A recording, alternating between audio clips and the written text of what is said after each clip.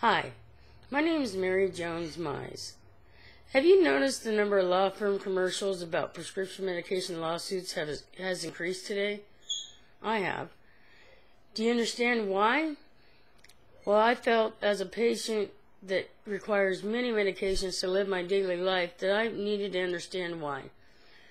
When the FDA approves a drug, it is determined that the benefits of the drug will outweigh the risks when it's released to the general population for use. During a drug testing, normally up to 3,000 people will take the drug in the final stage of clinical trials. If a serious side effect occurs in 1 out of 10,000 people, the manufacturer and the FDA most likely will not find out until it's on the market and hundreds of thousands or even millions of people have taken it. When a drug goes on the market, approximately only 3,000 patients have ever been tested on that drug. Will we ever know that? We will never know the toxicity that can occur, especially in 1 in 10,000 or 1 in 20,000 people can seriously be harmed. Our detection of that will only happen after the drug is on the market and exposed to a huge number of patients. The FDA defines a side effect as an undesirable experience associated with the use of a medical product in a patient. A side effect should be reported if it results in death, disability, hospitalization, is life-threatening, or requires treatment to prevent permanent damage from this drug. According to Paul Seligman, director of the Office of Drug and Safety in the CDER, the FDA receives 278,000 reports of adverse events a year, of which 30,000 are considered serious. Every year, there are approximately 100,000 deaths due to drug-related adverse events. According to the FDA website, only 1 out of 10 patients report major side effects. According to the FDA, 42 prescription drugs were reported just during January 1st, 2010 to March 17th, 2010 by consumers alone.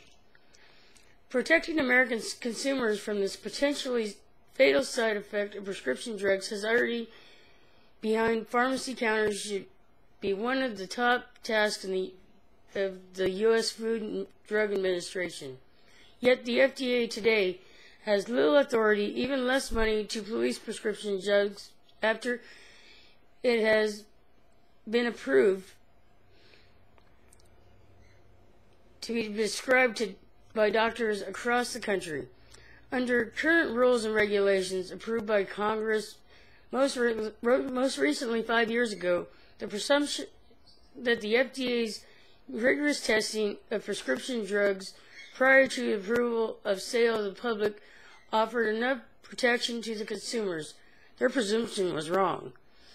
The Prescription Drug Use Fee Act of 1992, or PDUFA, which Congress renewed in 1997 and 2002, and is up for renewal again this summer, authorized that the FDA to establish a clear but streamlined new drug approval process, alongside the means to pay for the necessary extra staff. User fees from the pharmaceutical industry, PDUFA, worked wonders for its users. Double-digit profit margins because big pharmaceutical companies can now get more new drugs approved quickly. The average time it takes the FDA to approve a drug has dropped by 40% since the PDUFA was first implemented. 50% of the world's new drugs are now launched in the United States, up from 8% in 1992. The problem, as recent research has shown, is that the FDA staff and its Center for Drug Evaluation and Research is trying too hard to meet these deadlines of the PDUFA. The prestigious Institute of Medicine pointedly notes that the funding method and swift review guidelines of the PDUFA are excessively oriented towards supporting speed of approval and insufficiently attentive to safety.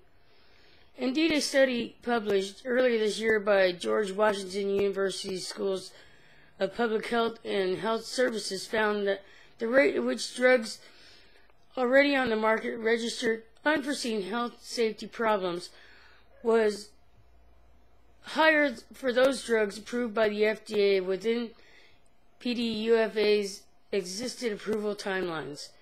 Yet the headline news about the adverse effects of some of these drugs, such as the heightened risk of heart attacks from the painkiller Vioxx and of liver failures from the antibiotic Catex, complete with results from another reform implemented by the FDA since the introduction of the PDUFA, direct-to-consumer advertising by the pharmaceutical industries.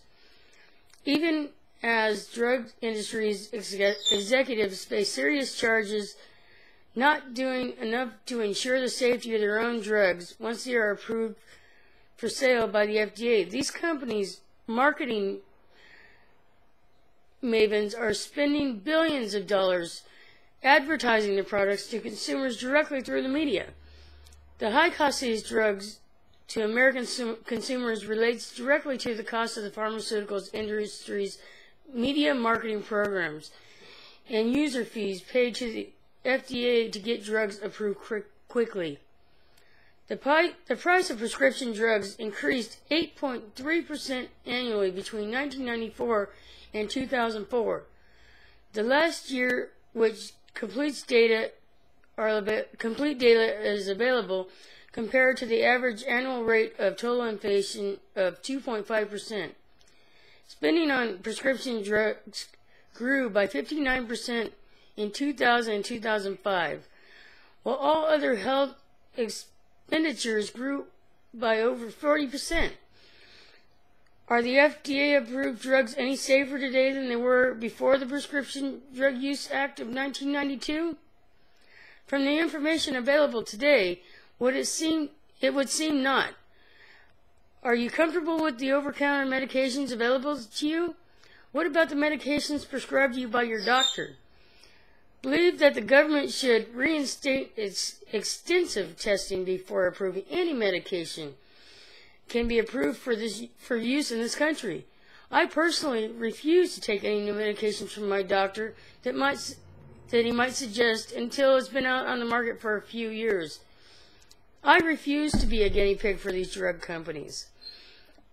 And the side effects nowadays are outweighing the benefits of these drugs. Who are they to say that the side effects do not outweigh the practical use of these drugs? I don't believe it. And if you're required to take medications, or a loved one is, please stop and think. Has this been tested enough? Is it safe for me or my loved one to take? I think not. Please keep this discussion in your mind whenever approached by your doctor to take a new medication that he says this great new medication is out and I think it will help you. I don't believe that we should be the guinea pigs for these drug companies. Thank you for your time.